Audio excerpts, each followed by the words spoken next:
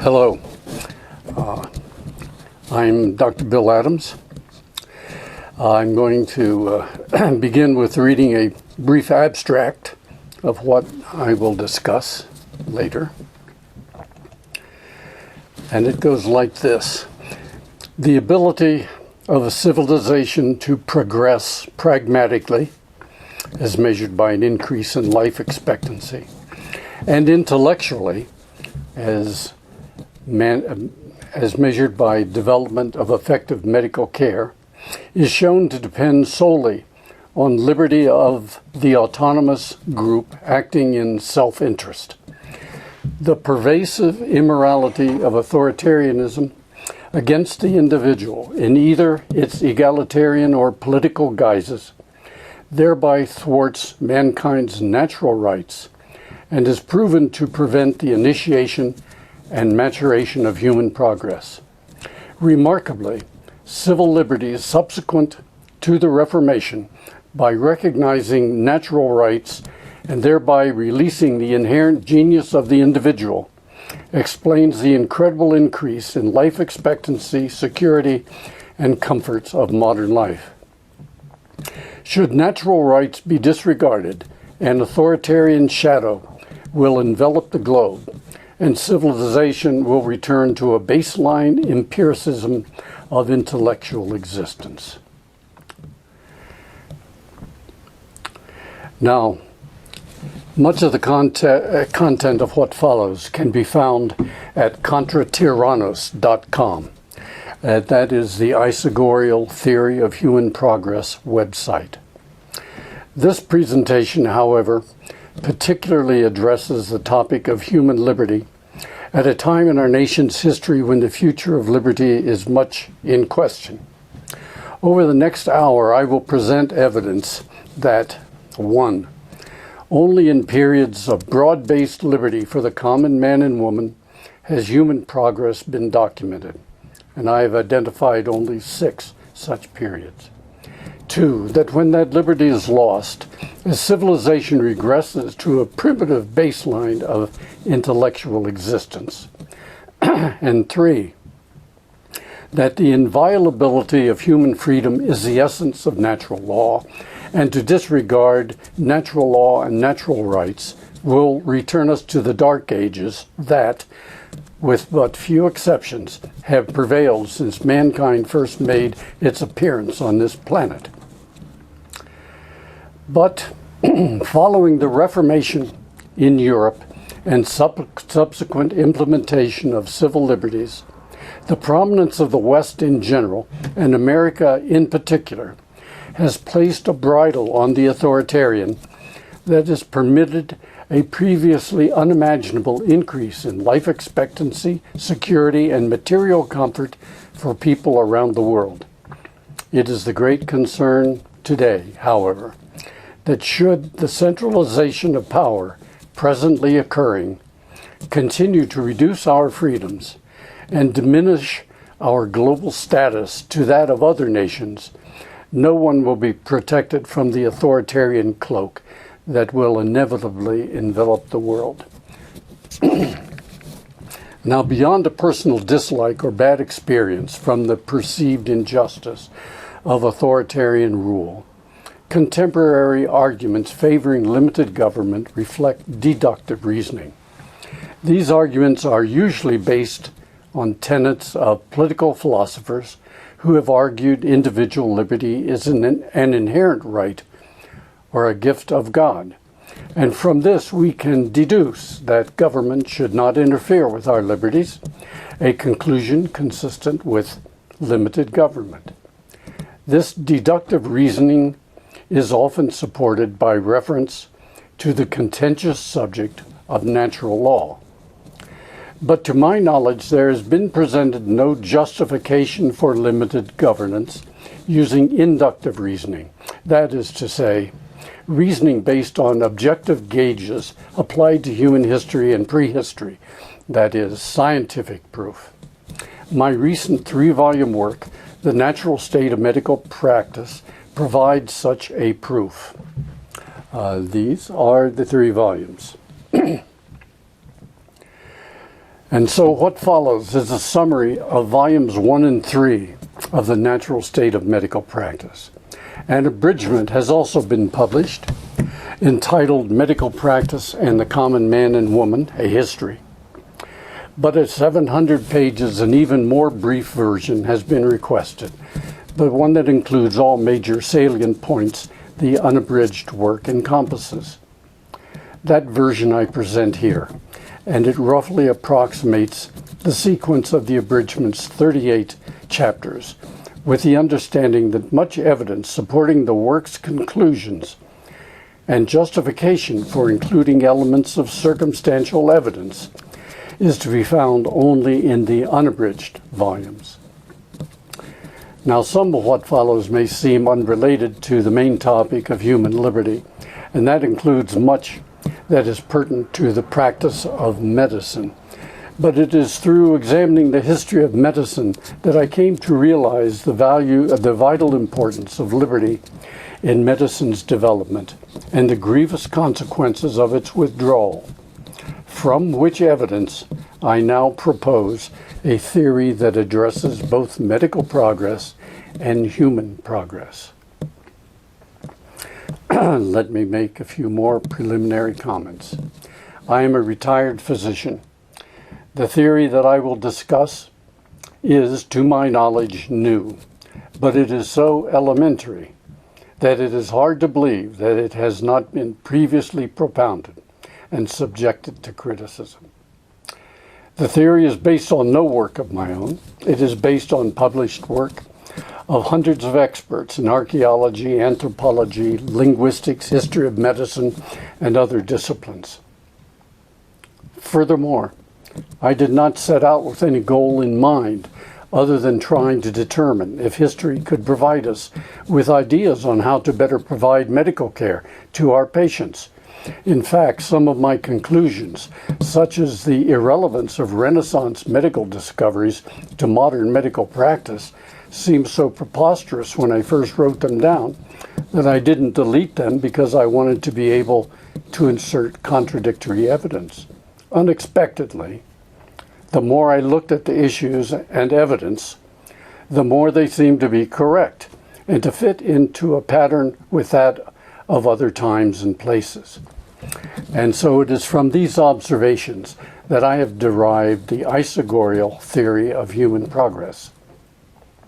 This theory ascribes all apolitical advances for the betterment of mankind to unimpeded self-interest groups in which each member has equal opportunity to speak freely and share ideas about the group's common interest without fear of retribution. Axiomatically, it excludes those betterments that have been stolen, copied, derived by exploitation, or used for the subjugation of others. And this can be confusing, for by these means, rigidly authoritarian nations may appear to initiate or efficiently contribute to progress. That perception of progress, however, merely reflects plagiarism. Had Western progress since the Reformation never occurred, we and the rest of the world would still be living in the 15th century. But I want to make clear that any condemnation of nations or civilization that follows must be understood to refer to their governance and to those who govern or contrive to govern, not to the common men and women who were or are vassals of such governments, and who in fact represent the heroes of my volumes. Now, the term isogorial is derived from two ancient Greek words, isos, referring to equality, and agra, which was a place for public assemblage. Thus, the meaning of isogorial is to have equal opportunity to speak freely in public assembly without fear of retribution. In a word, freedom of expression, and that, of course, is one of our natural rights. And so, to conclude this introduction, in my theory, human progress, like virtue, is impossible without freedom. and I know of no one, whatever his or her political opinion, that disagrees with the importance of liberty of the individual. In a sense, therefore, it should be a unifying theory, one that pits not person against person, instead enjoining all people to confront the dangerous centralization of power. But now, to proceed with the natural state of medical practice, a summary, part 1.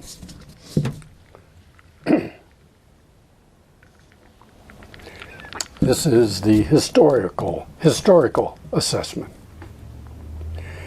Every person is susceptible to pain, emotional distress, and death associated with disease and trauma, and every person is motivated to lessen those effects.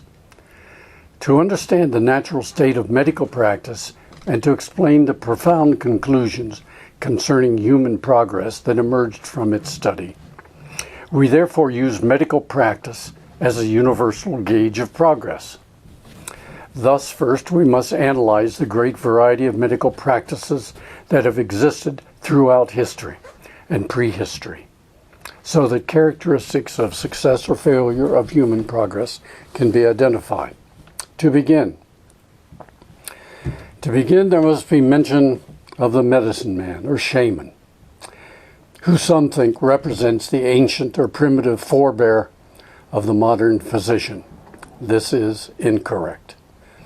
The method of the medicine man has been, without exception, devoted to manipulating demons and controlling fellow humans, not disease. The medicine man, often the possessor of deviant behavioral characteristics, is shown to be the forebear of the psychic and the huckster, and he has no place in the history of medicine. Empirical medicine finds its roots instead in the anxious observations of practical individuals in family units or tribes who sought, without official sanction, remedies for pain and disease for themselves, their families and neighbors. Then, with increasing regional populations, there developed larger societies and ultimately great civilizations. Chaos was prevented by authoritarian rule at the highest level and elitist interpretation of custom at lower levels. Mystical or theurgical beliefs accompanied the transformation of the medicine man to the diviner priest or seer, a more predictable form of population control. I propose, though, in the natural state of medical practice, that there was a brief period in the early formation of primary cities of several ancient civilizations that permitted individuals to provide specialized services, including medical practices, before centralization of power occurred. This brief period, which might span as much as 2 or 3 centuries, coincides with what scholars have termed a settlement hierarchy. By way of definition, a settlement hierarchy is the mechanism proposed as the natural way intergroup adjustments take place as an enlarging population center that has had no prior experience with a leadership hierarchy becomes more complex and must deal with new goods and services needed by the evolving society. I argue that it spontaneously appeared after people relinquished their tribal kinships in order to join a commercial enterprise during early urbanization, and it ceased with centralization of power.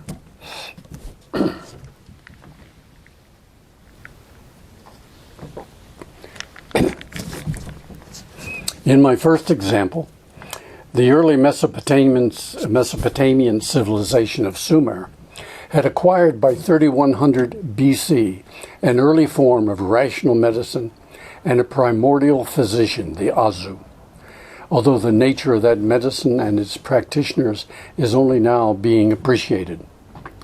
The primary city-state of Uruk during the pre-dynastic or early dynastic period of Sumer is proposed as the source of its medical knowledge. Unequivocal documentation of the clinical acuity of Sumerian practitioners has been demonstrated in recent translations of the ancient Sumerian text, Treatise on Medical Diagnosis and Prognosis. But Akkadian conquerors then consolidated the individual Sumerian city-states and introduced the Asipu, or exorcist priest. Furthermore, this status persisted for the next 2,000 years of sequential monarchical empires that included Babylonian, Kassite, and Assyrian. Thus, mysticism prevailed early on, and as the Common Era approached, any Sumerian rational medicine had, despite some Babylonian emendations, long since ceased to exist. 900 miles to the west, ancient Egyptian medicine was evolving into what would be renowned as the foundation of Western medicine, although enthusiasm for this theory is far from unanimous. It is the writings of the pre-dynastic and earliest dynasties, also about 3100 BC, as revealed in the famous 1550 BC copies known as Papyrus Ebers and the Edwin Smith Papyrus, that provided insight into empirical and rational medical practices. But appropriated by the priest caste of the early pharaonic state, that empirical rational medicine regressed as it became manipulated canon. Thus, a mere 12 medical papyri grace the medicine of a 2,500-year-old empire, a component of many of the 12 being but repetitions of clinical cases or sections from Papyrus Ebers, which therefore must be considered the acme of Egyptian medicine 5,000 years ago. And so, despite a promising beginning, medicine in North Africa, just as in Mesopotamia, came to nothing long before the Common Era. Looking now to the east, there is a tenuous early historical record for Asian medicine, but the Huangti Neiqing Suwen, or translated by Dr. Veith as the Yellow Emperor's Classic of Internal Medicine, is a composite of clinical information assembled in the 2nd century BC and is said to encapsulate ancient Chinese medical thought. Legend and myth, however, propose the origin of its clinical material to be about 2500 BC, during the formative years of a unifying China under the Longshan culture emperor Huangti. There are undoubtedly valid clinical diagnostics in this document, and especially important, it acknowledges the uniqueness of the individual patient. Nevertheless, in the form that has come down to us, its theories and treatments reveal a codified system of disease and pathophysiology with no basis in fact, a fabrication rather than a misunderstanding. It is remarkable that a civilization known for its many manifestations of brilliance would validate such a basis for medical practice. But the fault can be traced to a restrictive system of education and official examination by a central authority, and to a Confucian society willing to tolerate or unwilling or unable to challenge that authority. Instead, the rational ancient medical knowledge in the Huangti Neiqing Suwen was altered and amended to become authoritative medical canon for elite practitioners. Exaggerating further their significance, emperors commissioned massive encyclopedic manuscripts of anecdotal herbal knowledge canvassed from their subjects, mostly useless information in which quantity was represented as quality. And this is the knowledge that persisted up to and was revived during the 20th century, when the People's Republic of China adopted it as a cheap alternative to Western medicine, and to the dismay of many, it has widely proliferated today as traditional Chinese medicine. In contrast, the perennial, itinerant, plebeian practitioners caring for the great mass of the Chinese population have always had a separate but unregulated and unrecorded existence. The earliest historical record of Indian medicine, the Charaka Samhita, which has much of empirical worth, can, like Chinese medicine, be dated only to about 100 BC. Nevertheless, traditional Indian medicine, Ayurveda, is thought to have its origin in the Atharva Veda during the Vedic age, that someplace also as early as 2500 BC.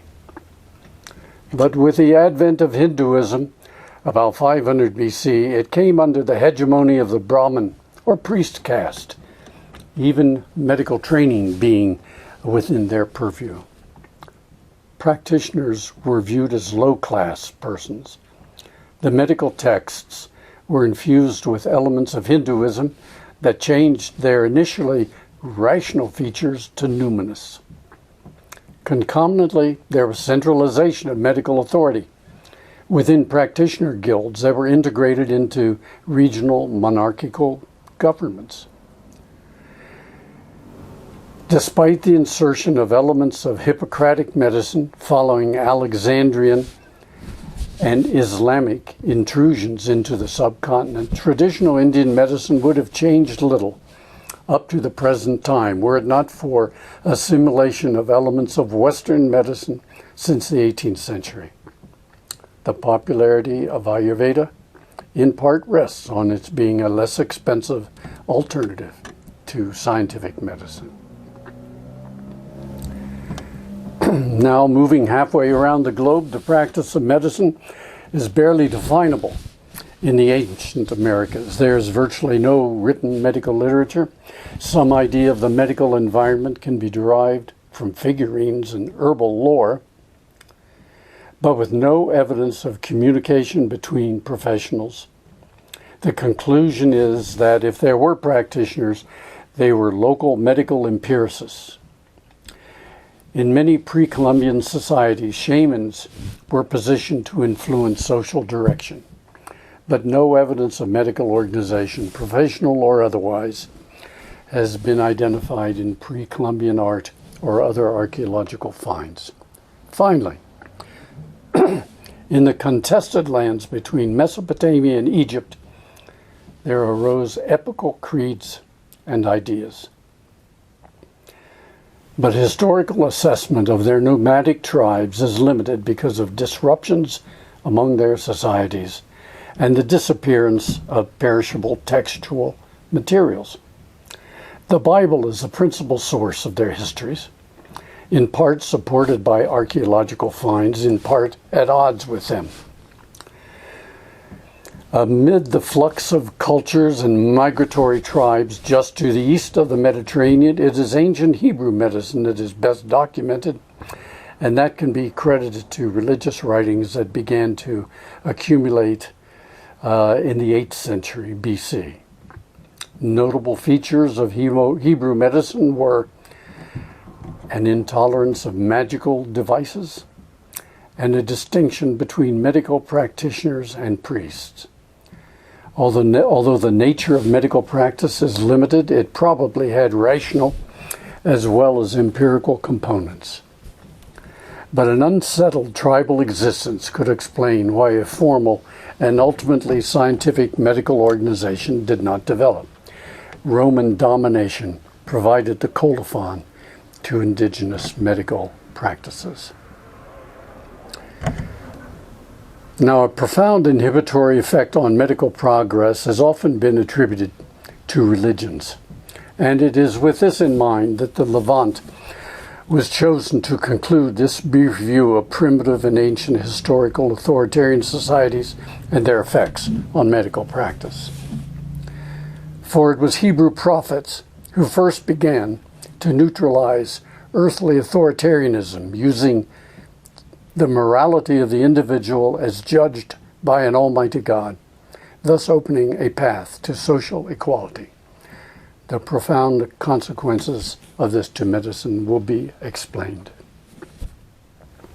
In conclusion, a review of selected ancient civilizations reveals that several had evidence of a transient period in their earliest histories consistent with a rational medical practice.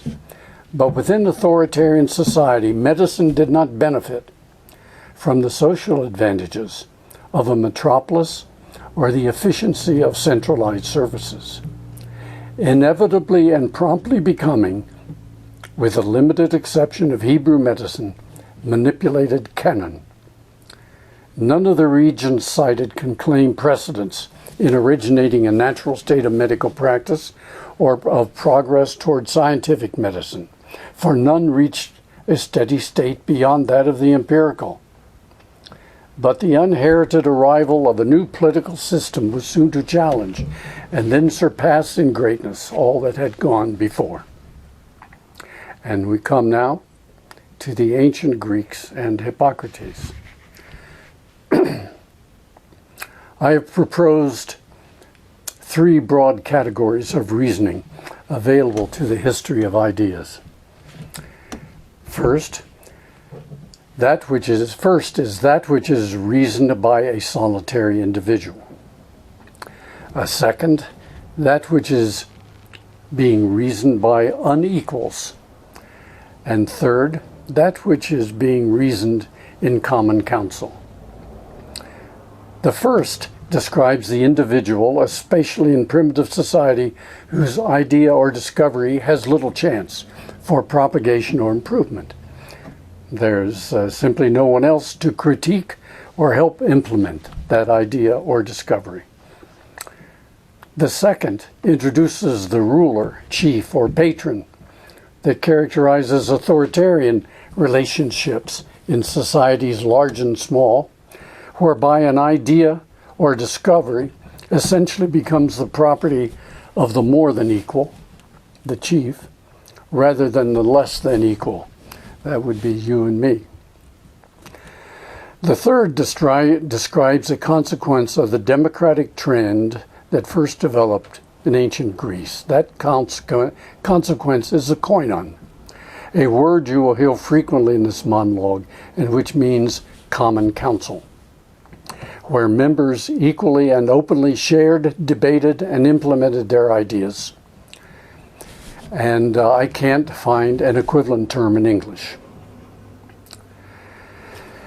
Now, Mycenaean Greece, the Greek Dark Ages, and the Archaic period, that would cover roughly 1600 to 500 BC, provide little evidence for rational Greek medicine. But in the 5th century BC, matters had dramatically changed. At the same time, many Greek city-states had demonstrated broad acceptance of some degree of democratic governance. The principle of the koinon was applied not just to government alliances, but also to political, trade, and craft associations. Simultaneously, there emerged the availability of, and a public preference for, community practitioners of rational medicine, as corroborated by Thucydides' 425 BC description of the plague of Athens. That translation, by the way, along with translations of several important Hippocratic treatises, is to be found in Volume 2 of the Natural State of Medical Practice. And so I argue that over the preceding century, there was a gradual evolution of a collegial network of Hippocratic physicians, in effect, a medical koinon. Now, the earlier paragraphs of this summary of the ancient world have exposed authoritarian management of medicine as a guarantor of its survival, but not its progress.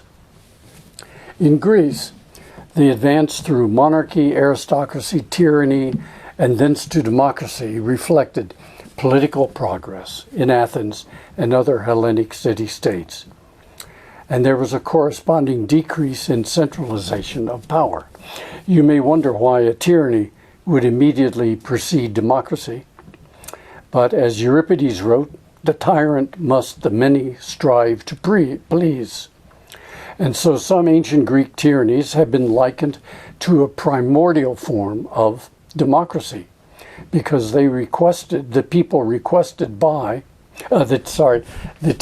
tyrants were requested by or depended upon the support of the people. In any event, concurrent with political progress, medical practice began to progress. In striking contrast, Sparta, which purposely chose to retain firm authoritarian governance, remained silent in medicine, as in most other things, despite its proximity to Athens. It was at this time that the medical profession opened its ranks to those outside the traditional medical families. But it was the democratization of medical practice itself, the interaction of physician and patient, rather than the admission of outsiders, that led to 1, the recognition of the uniqueness of each patient, 2, the recognition of the complexity of diseases and their variability from patient to patient, and 3, acknowledgement of the patient's role in contributing to and directing his own medical care. This democratization of Hellenic medicine, often attributed to Hippocrates, represented the beginning of the true physician-patient relationship, the natural state of medical practice. In this koinon of two, it was not so much the physician's role that had changed, it was the patient's role, a revolutionary transformation. Engaged in common counsel against illness, the patient and physician could contribute equally to decision-making, the physician being the advocate for his patient and for no one else. And it is argued that the honorable physician with such an obligation is far preferable to the legislated physician of an amoral state. Amen. Because of the profound development of medical practice described above, Hippocrates, his proposed dates are 460 to 380 BC, assuming that he actually existed, has become the legendary icon for the modern physician. But the association of Hippocratic medicine with a modest Doric settlement on the eastern Mediterranean island of Kos is unexpected, for neither geography nor demographics support the idea of a medical school on that small island. And it is certain that the broad clinical acuity of Hippocratic medicine did not flow suddenly from a solitary pen. And its origin had to be in the early 5th century, or more likely in the 6th century BC. Thus, a more likely source for the origin of medical enlightenment was the ancient city of Miletus, located on the coast of Ionia about 50 miles from Kos, before it was laid waste by the Persians in 496 BC. But whatever its origin, Hippocratic medicine, which many consider the foundation of modern scientific medicine, is shown to be a purely indigenous Hellenic product, owing nothing whatsoever to prior or contemporary civilizations.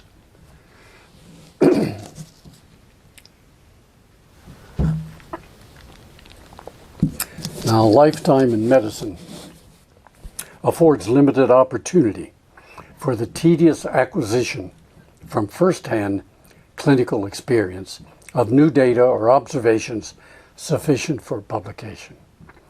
Thus, Hippocrates and Galen, as individuals, have received far too much credit for making medical discoveries. The lionization of these two early physicians is to a great extent attributable to the naivete or clinical incompetence of their medical successors, translators, and biographers. It is obvious that complex clinical analyses from many assembled observations of many Hippocratic physicians were used to transcend the limitations of individual clinical experience. Within the collective experience of the Hippocratic Physicians Association, or Koinon, the correctness of so many medical analyses is shown in the 70 Hippocratic treatises that exist to be proof that scientific revision, in other words, confirmation of or improvement on pre-existing knowledge, was made over time. The profession of medicine could now be defined as a science as well as an art. Early Greek clinicians understood that diseases of civilization were not God-inflicted, a prerequisite for rational medicine. And with population growth and enlarging cities enabling physicians to cease their itinerant existence, the profession became more responsive to societal pressures, but most importantly, remain uninhibited by official or bureaucratic entanglements. Therapeutic options were limited, and the pharmacopoeia was relatively small compared to the massive lists of supposed medicaments posed in other civilizations. In the Egyptian papyri, there are over 800. In the Indian writings, there are about 2,000. In the mass of the Chinese encyclopedias, also about 2,000. For the Hippocratics, it was 130. And this, of course, reflected the more critical assessments of its components. Medicine was a profession requiring hard work to obtain a livelihood, and the Hippocratic practitioner engaged in both medical and surgical treatments. Now, with regard to social pressures and the Hippocratic Oath, there are profound limits on the assistance that a person can expect from a stranger, unless society establishes by custom or by laws a form of compensation for the stranger. Compassion, as a modern virtue and viewed as commanding some vague form of intrinsic emotional compensation, and one traditionally identified with medicine, holds no special place in that profession, and at times can be counterproductive. A problem identified by the Hippocratics, more important by far, is humaneness, which we can define as a kinship of all sentient life expressed through kindness and mercy. Now, humaneness was a component of many ancient philosophical doctrines, but it expressed the thinking of but a few individual philosophers who, living in authoritarian societies, devised those doctrines and wished to inculcate humaneness into their followers. In contrast, Greek humaneness became a component of daily life, concurrently with individual liberty. Although no discoverer of this virtue, and this is not to say the ancient Greeks were particularly humane, especially to animals and to their enemies, the Greeks in medicine have elevated humaneness from philosophy to action. The reason, of course, as stated by Frederick Douglass, is that virtue, in this case the virtue of humaneness, is impossible in the absence of freedom of choice. It was therefore the Greeks that injected humaneness into medicine. The Hippocratic Oath was not intended to mold a physician into the perfect man. It was a humane working document outlining the physician's obligations, and its enforcement was based on trust. But concurrently with the decline of Greek city-state democracies, a progress that began in the 4th century BC, Greek medicine sadly became less attractive as a profession over the next 2 centuries, and fewer practitioners were identified with Hippocrates. Concurrently, in ascendant Rome, scientific medicine never became an established vocation. As Rome embraced the Mediterranean, its medicine was for the most part provided by alternative practitioners, often Greek, and sometimes Greek slaves, who had acquired a modicum of Hippocratic knowledge. And this process was well advanced as the Common Era opened and virtually complete shortly thereafter. And it was against these incompetents that Galen in the 2nd century AD railed. Possible reasons for the loss of Hippocratic medicine are presented, but only one seems adequate to the task. Early in the 1st century BC, Roman guilds, or collegia, became increasingly regulated by the state that frowned on plebeian organizations in general and Greek organizations in particular.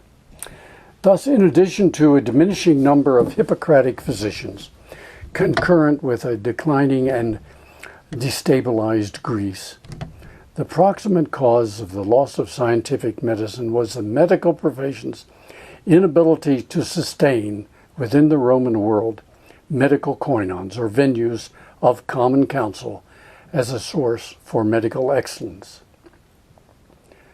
The medical koinon would have provided a focus for public esteem and thereby recruitment.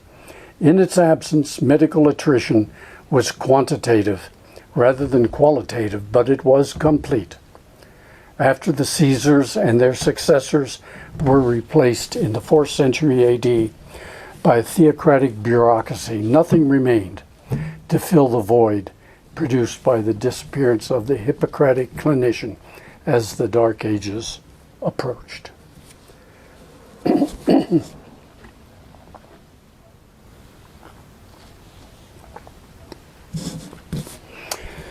Now, absent the rediscovery of Greco-Roman classics and the classic authors, there's little to recommend either the Dark Ages, which we can place 400 to 1000 AD, or the High Medieval period, which would be 1000 to 1300 AD, at least in the field of medicine. This is vividly shown by their dearth of medical discovery and short life expectancy. Even in mathematics, Professor John Durbin lists 36 persons particularly prominent in mathematics between 600 BC and 1700 AD. 14 lived prior to 300 AD, and 22 lived after 1300 AD. None in that 1000-year period, interlude.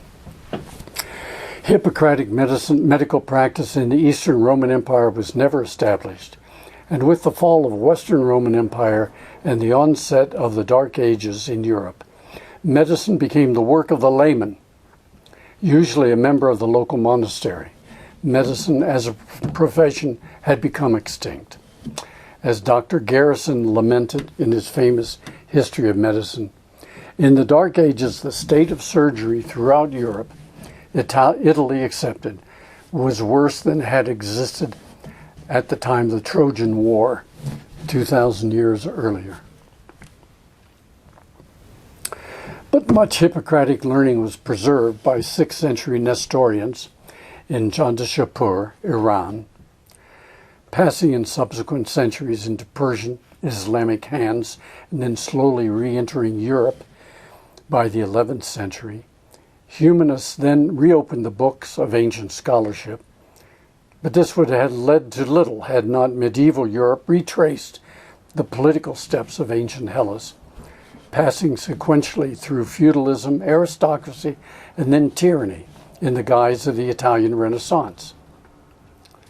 Thus, with a growing population and creation of independent European city-states, there were learned medical practitioners that organized through guilds and university faculties. But instilling the words rather than the concepts of Hippocratic medicine, they produced, even through the 17th century, only the facade of a profession. And I personally do not even count them as physicians, for their prestige and rank at its basis in their ability to memorize classical writings, rather than to add to their knowledge. There did occur, however, a transient burst of individualism in the Renaissance, roughly covering the period 1300 to 1600, as select individuals offered a glimpse of the potential for genius that lay concealed for 1500 years. Often independent of ideas handed down from ancient physicians and philosophers, a few individuals were able to initiate studies of their own design. But consistent with the social pattern of the age, fine arts, architecture, music, and science were supported by the patron, a wealthy or prominent individual who afforded both protection and support for his favorites, expecting in most cases some public acknowledgement and secondary gain from his benevolence. Nevertheless, although the patron's support was a vital force in Renaissance discovery, it is shown that Renaissance medical discovery amounted to nothing of consequence for future ages. Well, the vast abyss that was the medicine of the Dark Ages had been traversed. Nevertheless, the impotence of medicine persisted, and so it would remain to the resurgence of individualism as reflected in the 16th century Reformation, the 17th century separation of church and state, to bring forth the 18th century miracle of progress that is continued to this day. When Martin Luther posted his 95 Theses on the door of All Saints Church in 1517, a massive stumbling block to progress was removed. Within 3 years, his message, profoundly aided by the recent invention of the printing press, engaged much of Europe in a reordering of religious institutions. And the power behind this change was recognition of the individual's personal association with God.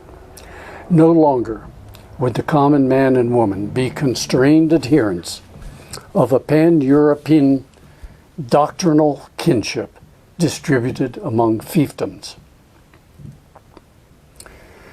Now, the importance of the individual was not a new idea in the medieval West. In the 13th century, Thomas Aquinas had viewed each person as having free will. And the classical Greek saying, "Know thyself," was popular. But subsequent to the Reformation and concurrently with the emergence in Europe of elements of democracy, as manifested in 18th century parliaments, a bona fide medical practice appeared, just as it had 2,300 years earlier in ancient Greece. Arising from the plebeian population, the liberated common man and woman now had opportunities for displaying their genius, and this included the field of medicine. It has been my aim in the natural state of medical practice to avoid criticism of religious practices, condemning instead the centralization of authoritarian power within institutions and governments. I must acknowledge, however, that evidence has been presented indicating that progress in the West following the Reformation was due not only to increased independence in the population at large, but also to characteristics of Protestantism as well.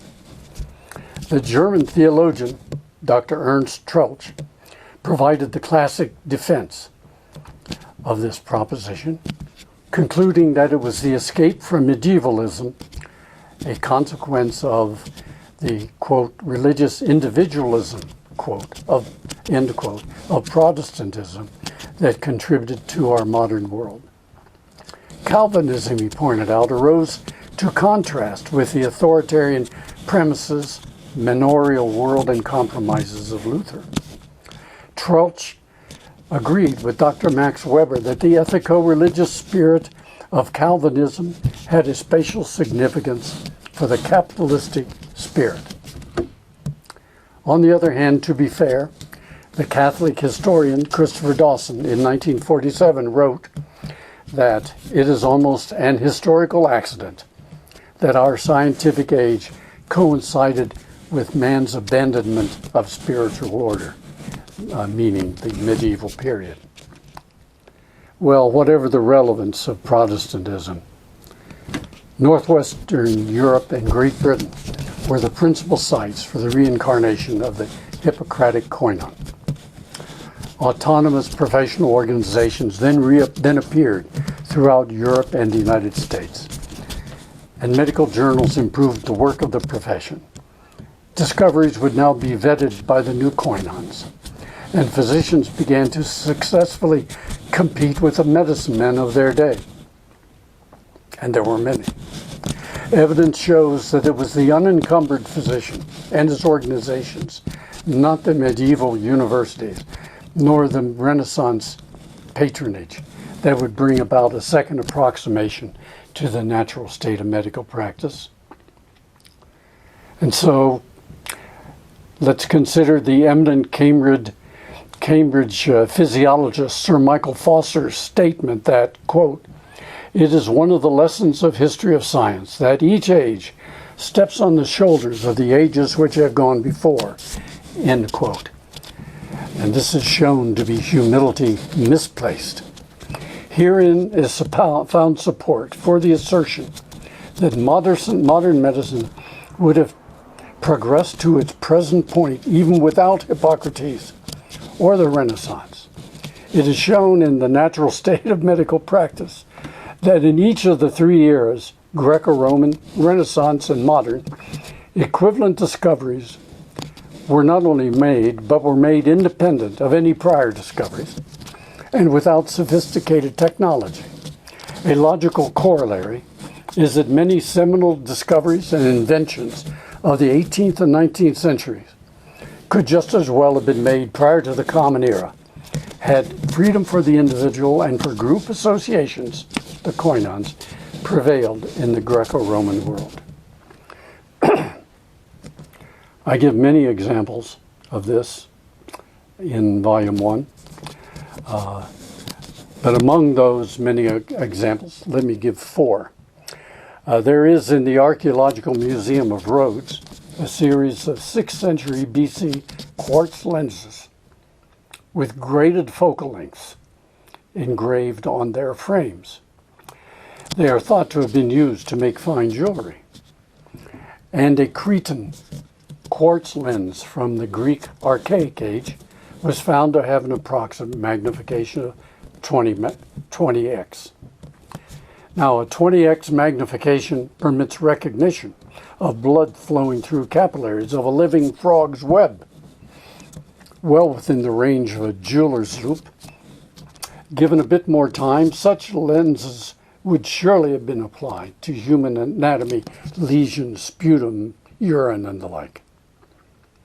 And consider the finding of proteinuria, or protein in the urine, an important clinical marker for a variety of common diseases, especially types of kidney disease, and one that has been useful in guiding therapy. The Hippocratics noted increased foaming when the urine from some patients was shaken, and they did associate it with kidney disease. Theophilus, in the 7th century AD, noted cloudiness on heating the urine of some patients. Paracelsus in the 16th century noted the addition of vinegar to urine of some patients caused cloudiness. And about 1800, several physicians associated the heated or acidified urine precipitate with the edema and other disease states such as Bright's disease. In effect, proteinuria was diagnosed in all three eras. Now, the ability to semi-quantitatively test for proteinuria over time, even if the cause of the cloudiness was unknown, would have been a technically simple test for following certain kidney and other diseases to see if dietary manipulation or medicines might be useful. But the important point here is that proteinuria was detected by 3 different techniques in 3 different eras using different procedures. Given time and sufficient observations on patients, basic information related to pathophysiology treatment, and epidemiology of many diseases would have been obtained. Consider further two of the recognized founders of modern medical practice. Dr. René Laennec was raised by his great uncle, a priest,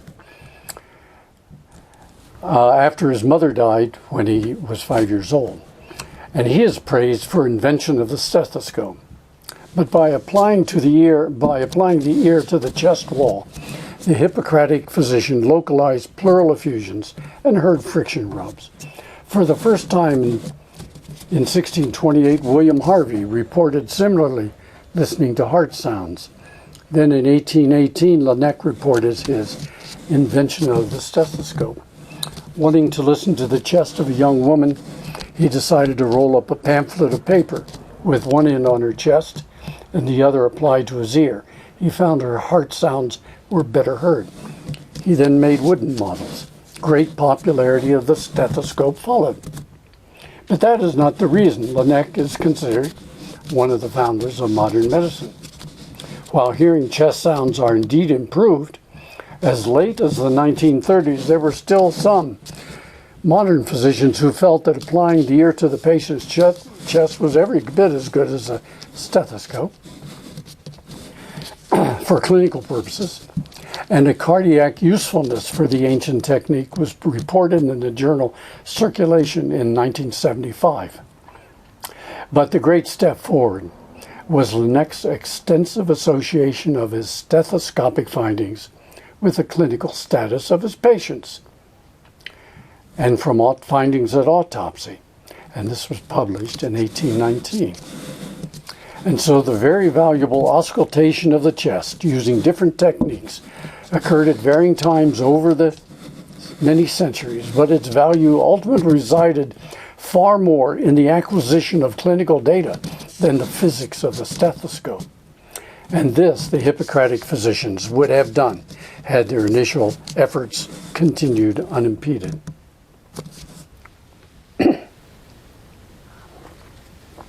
And then there was Leopold Auenberger, 1722 to 1809, son of an inn owner who invented, in quotes, the physical examination technique of percussion, a technique his father used to judge the fluid level in casks of wine.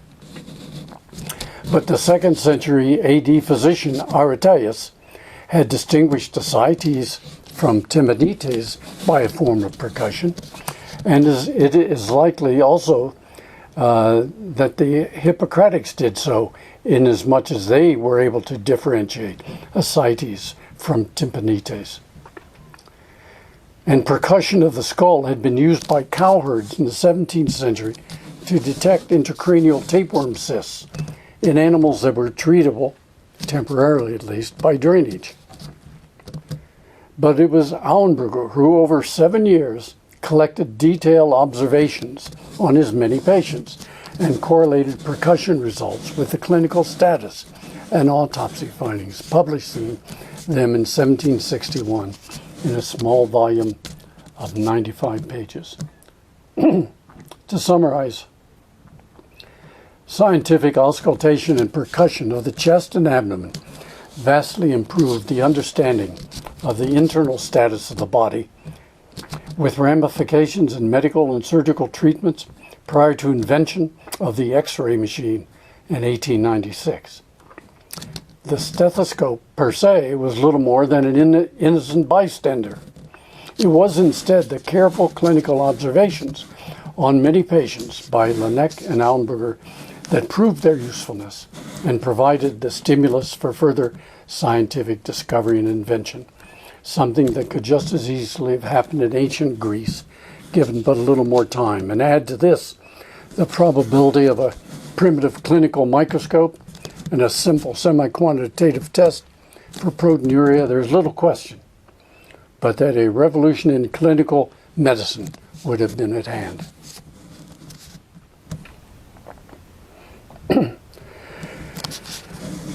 The The role of medical journals in the history of medicine has received inadequate attention, for it is the medical journal, as the mouthpiece of the modern medical koinon, that contributed so much to bringing back the natural state of medical practice, whereas the Renaissance inventor and his patron relied on distribution of a relatively small number of books, usually written in Latin, to a relatively small number of friends, associates, and prominent persons. The democratic and vernacular medical journal was available to professionals in all reaches of society. The phenomenal result being that koinons now had an international range and were thereby internationally productive to the benefit of all mankind. But progress is not inevitable. And the authoritarian is again on the march, this time on a global scale. Today's phenomenal technology of medicine is a product of capitalism and will thrive only within a capitalistic system. And the natural state of medical practice, which is the stimulus for that technology, is the product of a free society. The physician's responsibility is solely to the individual patient, not to an organization or to the government. Today, the practitioner finds himself increasingly regulated, and it is ironic that the regulation stems from the profession's increasingly porous boundaries. Medicine's immigrants are becoming medicine's masters. The Hippocratic Oath is increasingly irrelevant. The work of the profession is ever more performed by those with inferior training. The professional organization is diluted by non-physicians. Medical practice is managed by non-physicians. Medical care is distributed by non-physicians. And with the prize of medicine ever more fame and fortune, the attractions of a career in medicine are those more like a business or a competition rather than a profession. The root of medicine's internal problem lies not with those outside the profession who seek advantage in a medical alliance. It lies instead with the profession that seeks them out. The koinon that guided the practice of medicine from superstition to science must redefine its limits, and reversing a 60-year trend in America, cease being bigger and start getting better. The root of medicine's external problem, on the other hand, is centralized federal government management of health care, the economic, regulatory, and bureaucratic consequences on the medical professions, accessibility, innovation, distribution, quality, flexibility, responsiveness, and attractiveness as a career are potentially deadly. Not to mention the broad and inevitable consequences of government inefficiency, corruption, and most importantly, massive mistakes. Medicine cannot be practiced by a committee. Now we'll proceed to the part 2 of the natural state of medical practice, and this has to do with a prehistorical analysis. But what initiated valid ancient medical practices in the first place? Specifically those of Mesopotamia, Egypt, China, India, and Greece. To better assess prehistoric primary civilizations and proto-civilizations, it is first necessary to focus on the formative years of those 5 historical civilizations for which evidence of medical progress, transient as it was, still exists. If common characteristics associated with their initial success can be identified, those same characteristics can then be sought in prehistoric civilizations.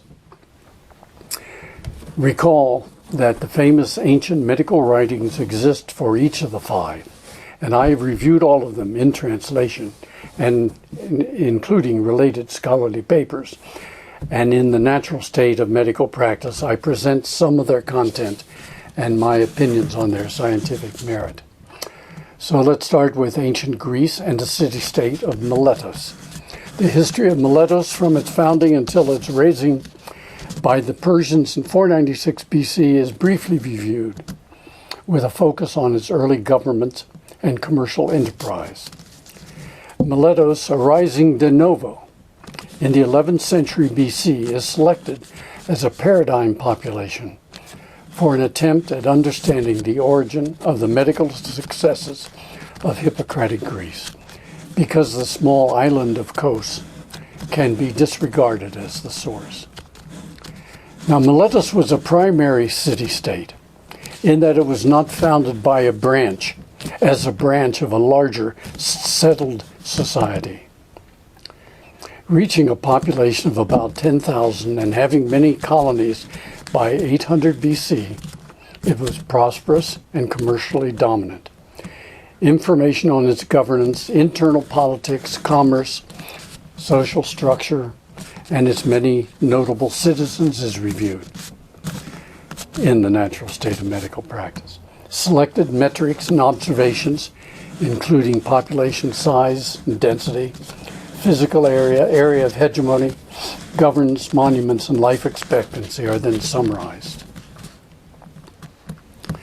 Then the prehistory of Sumer and the founding and rise of its dominant city-state, Uruk, are presented.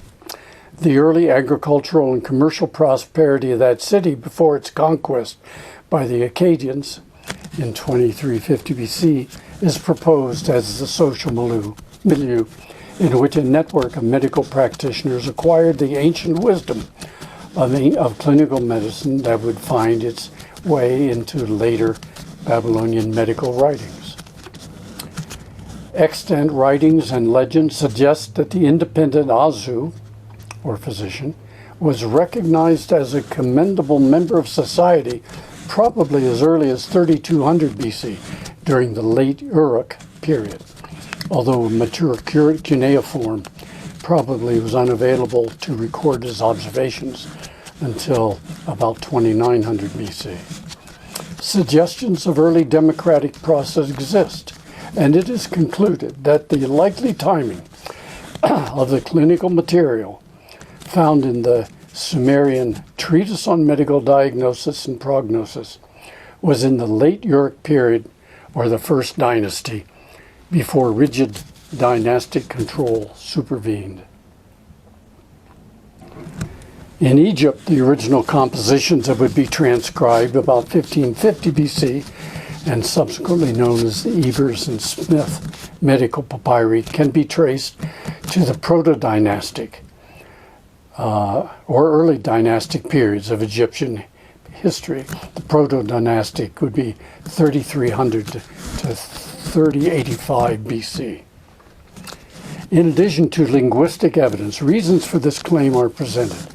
The principal one being that the status of society prior to unification of Egypt under the pharaohs, which occurred in 3085 BC, a period noted for flourishing commercial manufacture, population growth, and prosperity. As the largest urban area along the Nile prior to unification, the city-state of Hierakonpolis is selected as the most likely site for the acquisition and collation of medical wisdom that is present in the two famous medical papyri.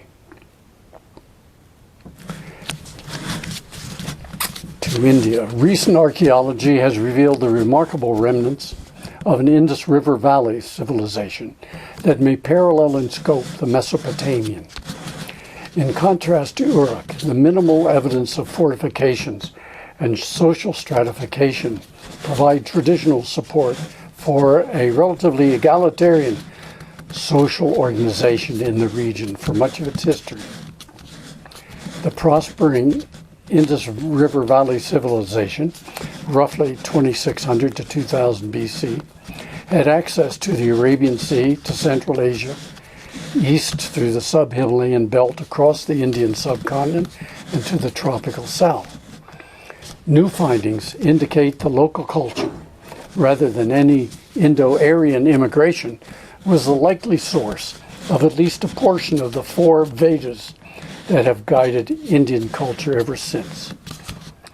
Now, the principal relevance of medicine to medicine has been the Atharva Veda, which can be found the foundation of Ayurvedic medicine. The Charaka Samhita, now roughly 2,000 years old, is the classic expression of Ayurvedic medicine, and it contains a wealth of clinical material, unfortunately rewritten over the ages to support a theocratic elite class, the Brahmin.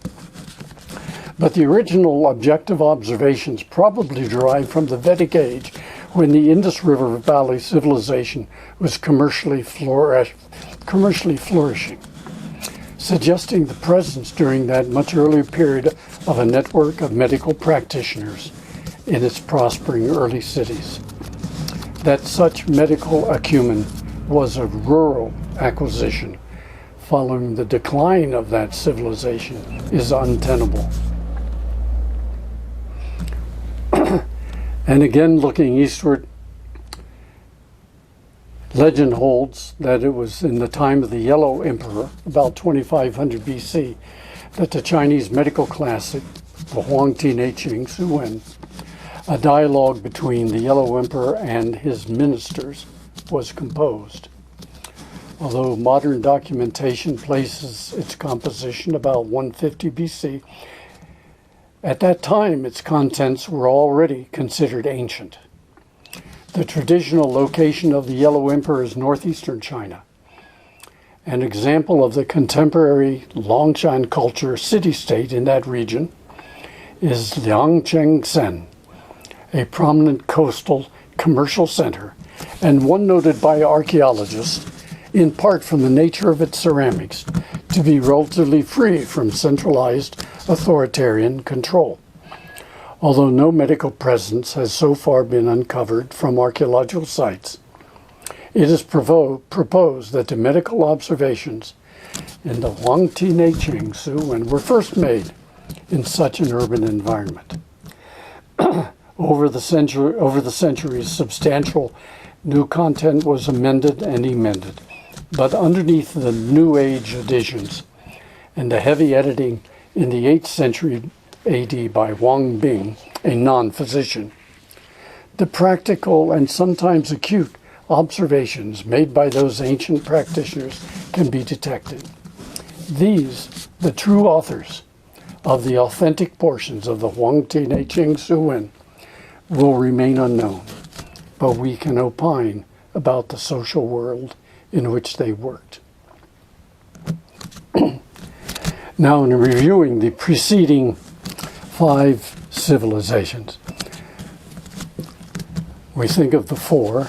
A distinction must be made between the so-called great civilizations and primary civilizations. The great ones are sequential regional civilizations.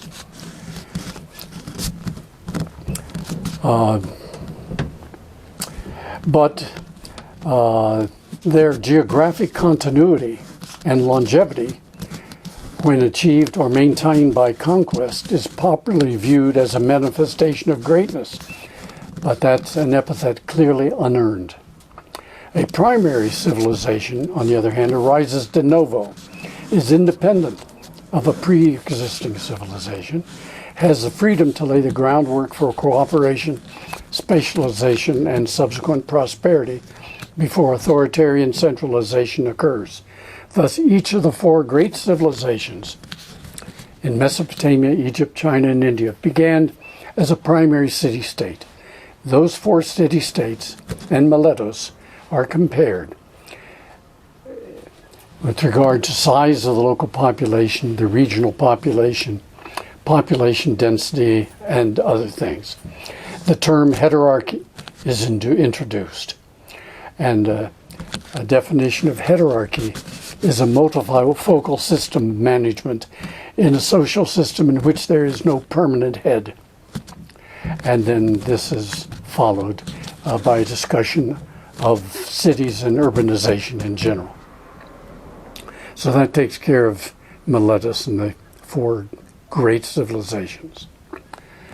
Then, after defining a lesser civilization, there is an explanation for the selection of 12 primary prehistoric civilizations and proto-civilizations for analysis, including a discussion of the significance of alluvial environments, geography, reasons for non-selection, and issues relating to identifying form of governance. The civilizations were all primary, all 12, and their flourishing years are presented. I just mentioned a couple here. The Norte Chico civilization in South America flourished 2600 to 2000 BC. The Cahokia civilization, civilization centered around Cahokia in the Midwestern part of the United States, which flourished around 900 to 1300 AD. The Çatalhöyük civilization in central Turkey, which flourished 7000 to 5800 BC. And Geni in West Africa, that flourished 450 to 1050 AD. All a précis of each of the 12 lesser civilizations is given, along with a list of the same metrics and other characteristics that were applied to the other five historical civilizations. And this is followed by a summary of those characteristics relevant to present purposes.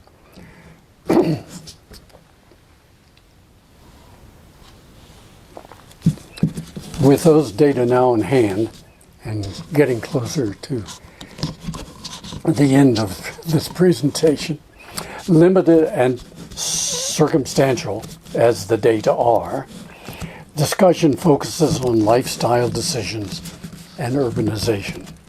Following the late Neolithic, it took several thousands of years before personal preferences led to agricultural settlements and village life.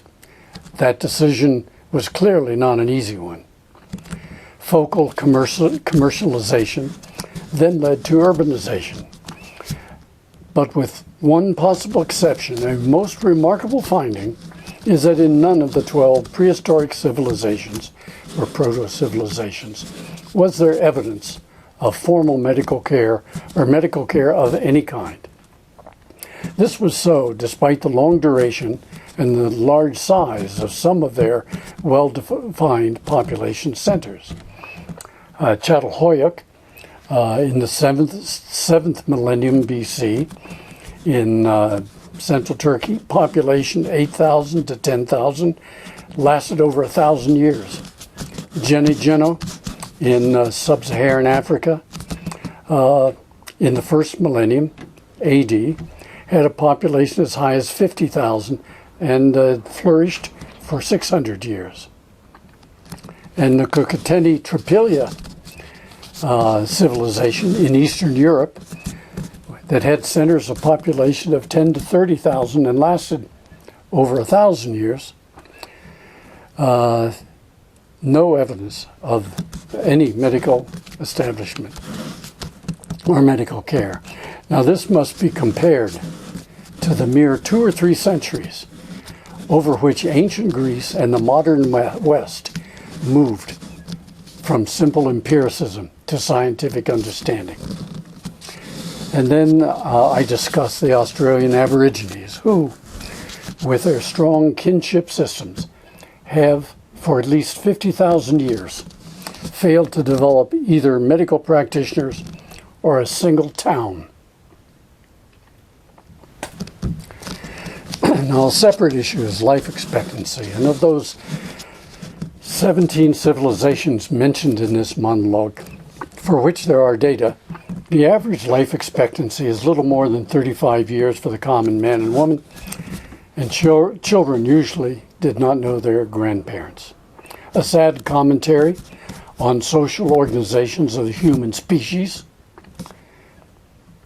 but a spectacular comment on the freedom of Western nations where life expectancy now approximates 80 years and great-grandparents are not rare. that the life expectancy of the common man and woman has surpassed that of the orangutan and gorilla only in the past 200 years is reviewed and can be considered the consequence of adhering to natural law in the West. More on this later. And so, a crude statistical assessment of the data from the 17 civilizations in Part 2 received a more extensive analysis in the unabridged publication of this work. But here are its two most significant conclusions. 1. Statistically, the most likely explanation for the failure to initiate progress in the 12 ancient primary civilizations was the egalitarian kinship system. The second main conclusion is a tentative list of demographic requirements necessary for initiation of the nascent medical profession in a primary civilization. And I list 4. 1 is a collegial network of at least several medical practitioners. You don't need many, a handful. 2 or 3 centuries of social stability, which is what Greece had and what we have had. Prosperity, as evidenced by trade and specialization, and prosperity sufficient to support medical practitioners working for profit. And 4, a localized population in the tens of thousands, but perhaps as low as about 10,000. But for this overview, social factors will now receive our attention.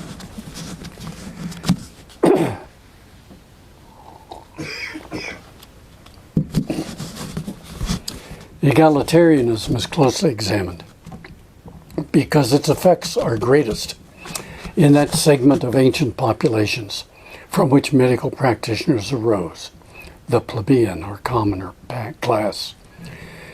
Definitions of egalitarianism are discussed, with social egalitarianism as a practical answer to social organization in early and primitive societies. With permanent settlements, archaeological characteristics help scholars identify egalitarian communities. As for the mechanism by which egalitarian social organization was usually selected, Maslow's system of motivational hierarchy is discussed. The primal levels of the hierarchy, survival and safety, are pressing personal motivations and are considered irrelevant to egalitarianism. But now the need to belong motivation comes into play, as each member attempts to adapt to or modify the behavior of others to accommodate his or her own behavioral preferences. At some point, the more forcefully impelled or popularly held opinion restricts opposing ones. Thus, a seemingly democratic result in an egalitarian society that has determined its social organization can shut down all alternatives.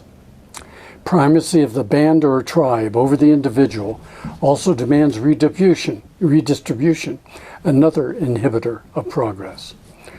But it is concluded that the evil aspects of egalitarianism decrease as trade promotes urbanization, prosperity, and population growth. It does this because urbanization, being solely a consequence of commercial ventures, weakens kinship allegiances and provides a window of opportunity for individuals and families to break free from the tribe.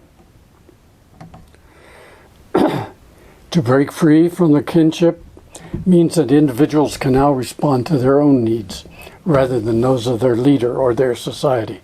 It also provides a more discernible opportunity for realization of natural law, following a definition of natural law that includes its applicability to all mankind. It is axiomatic that it must apply equally to both early and modern man, including ancient hunter-gatherers, As far as it is a law, it exists to assist social man, and to do this, it protects the individual from other individuals.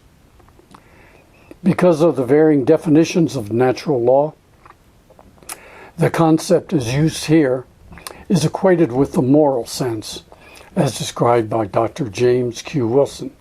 It is our conscience. I then discuss the ethical laws of Thomas Aquinas, the ethical laws of the Ten Commandments and the Golden Rule. These I concisely equate with the inviolability of human liberty. In short, no one wants to be killed, hurt, robbed of his or her possessions, or purposely misled. Thus it is wrong to do this to others, and we know it. Evidence supporting the existence and general applicability of natural law in historical and modern societies is reviewed. Its relevance to early human societies and consequences of the consequences of actions in accordance with or inconsistent with natural law as they affect the development of primitive society are then discussed.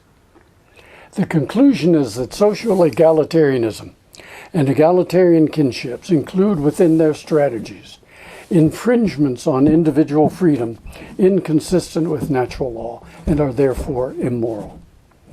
It is argued that for millennia they have inhibited proper societal evolution and the realization of progress. Natural law functions to protect the undirected effort of individuals so as to assist communal good, but it is easily displaced by passion, rhetorical persuasion, and threats.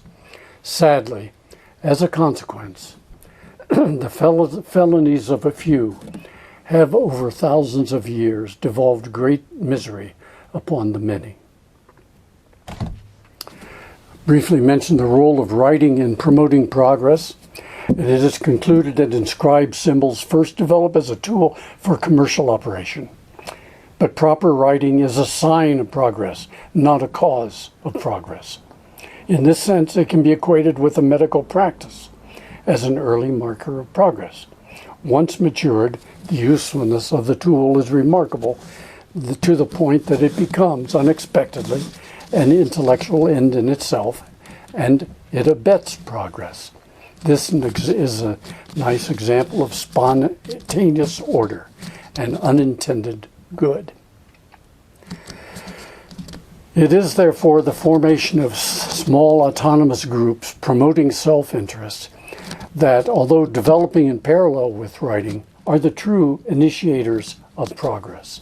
The optimal small autonomous group is the koinon, and its features are discussed in detail in the natural state of medical practice.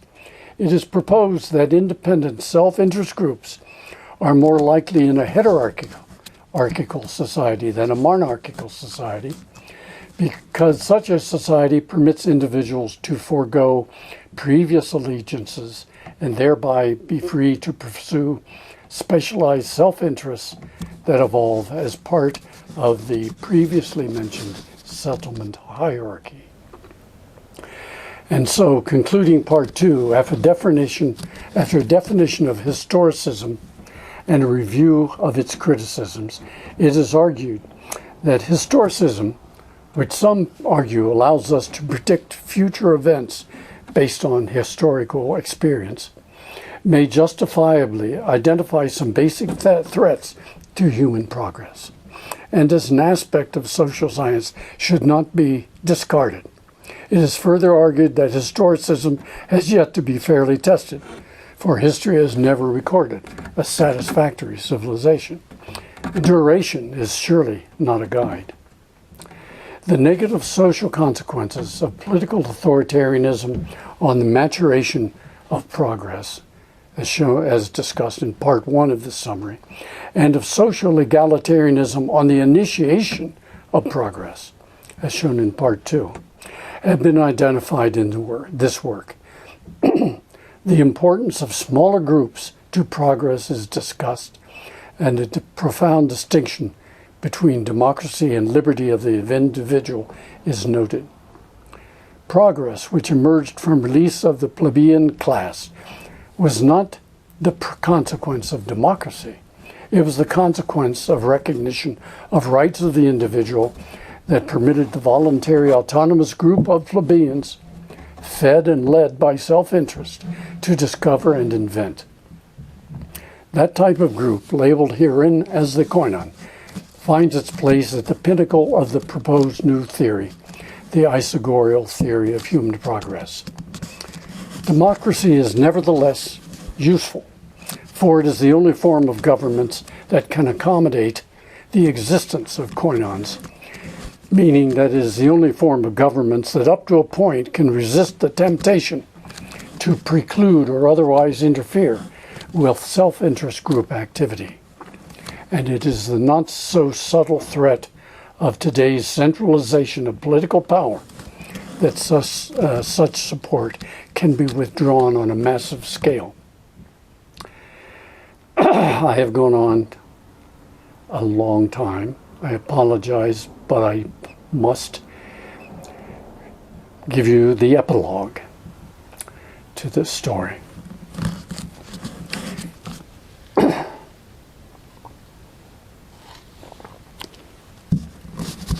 In recounting the history and prehistory of medical practice, a pattern has fallen into place that was unintended at this work's inception, namely an insight into the social circumstances surrounding the evolution of medical practice.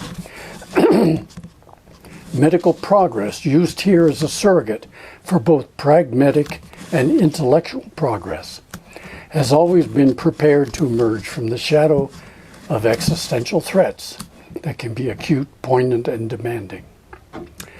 The window of opportunity for that emergence, however, appears to be small and vulnerable.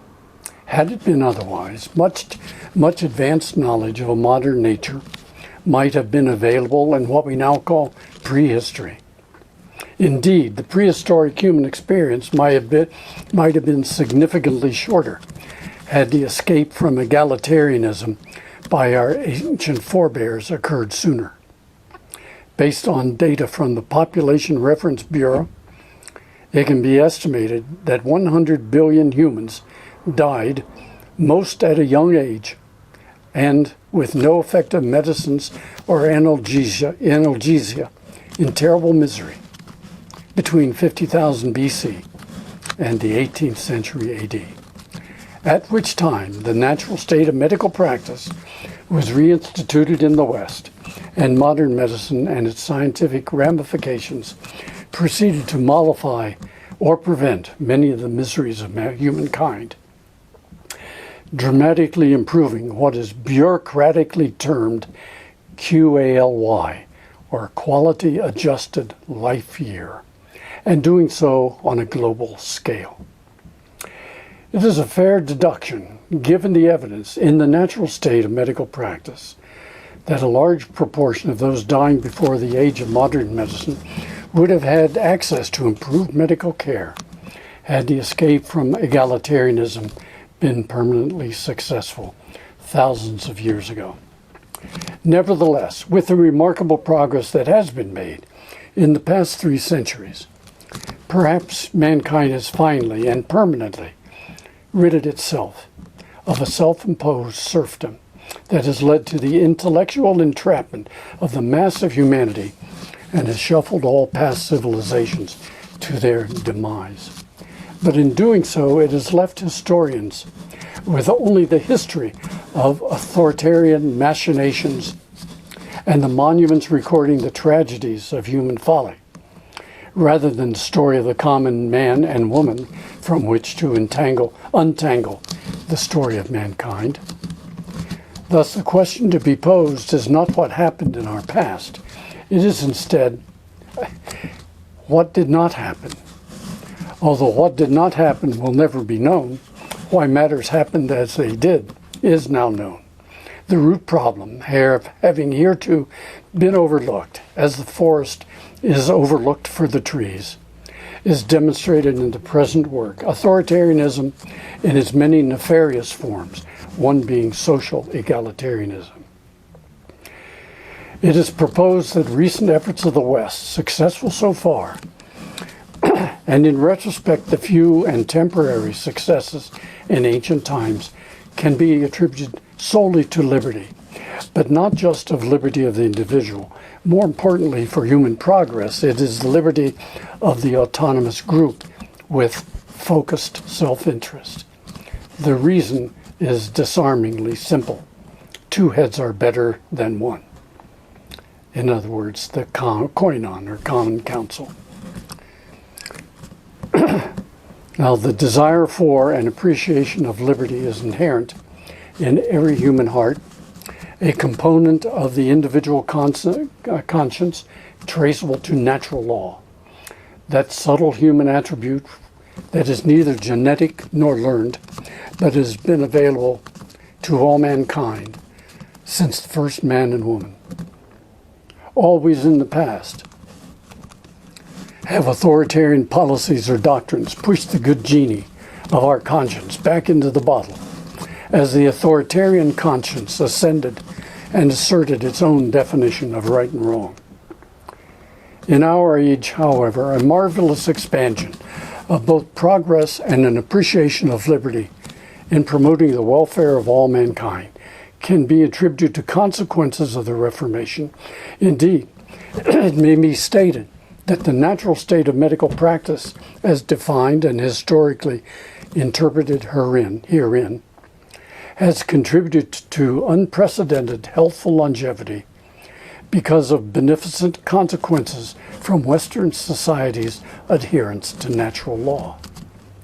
Let us then reconsider our attribution of the origin of today's manifold successes to great empires, great men, great cities, ethnic forebears, and to central planning. It is nothing like that.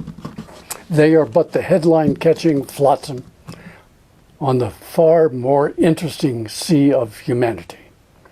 Rejoice in the accomplishments of genius, but forget not that genius has abounded in every age and in every people as a well-kept secret, and that every person in the appropriate place and at the appropriate time can be considered a genius at something.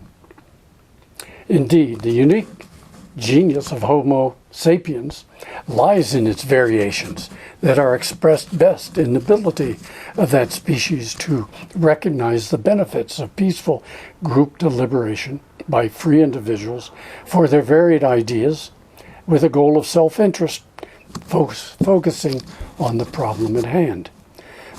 Unfortunately, it has been rule of the jungle or the mob to take from or to control others that has consistently delayed the establishment or speeded the demise of that principle of genius. And that is too bad, because variety within our species should be associated with wonder and delight, as well as survival advantage, rather than envy or fear. And I remember the elderly lady who sometimes boarded the bus I took to and from work in Manhattan. As she started slowly down the aisle, she would say, "Good morning, children," to which many in the bus responded, "Good morning." She sometimes then said a homily, one being, "For God planned that, like flowers, his children should be of different colors and varieties, that they were all beautiful, and should love one another." Briefly put, the broad-based success we enjoy in the West today, especially in healthful longevity, has been acquired in little more than 2 or 3 centuries. The roadmap for that success has been now identified.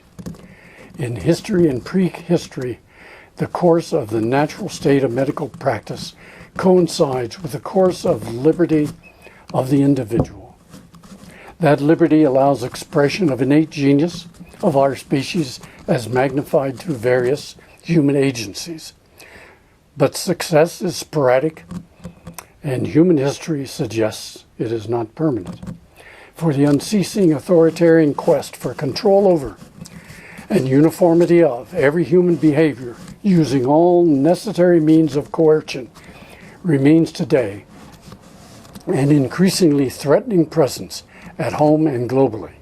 As we look about us today and witness the massive influx of foreign populations into Western democracies, an influx variously attributed to seeking asylum, fleeing poverty, and evading humanitarian disasters, the principal difference today we are seeing I have to make this statement again.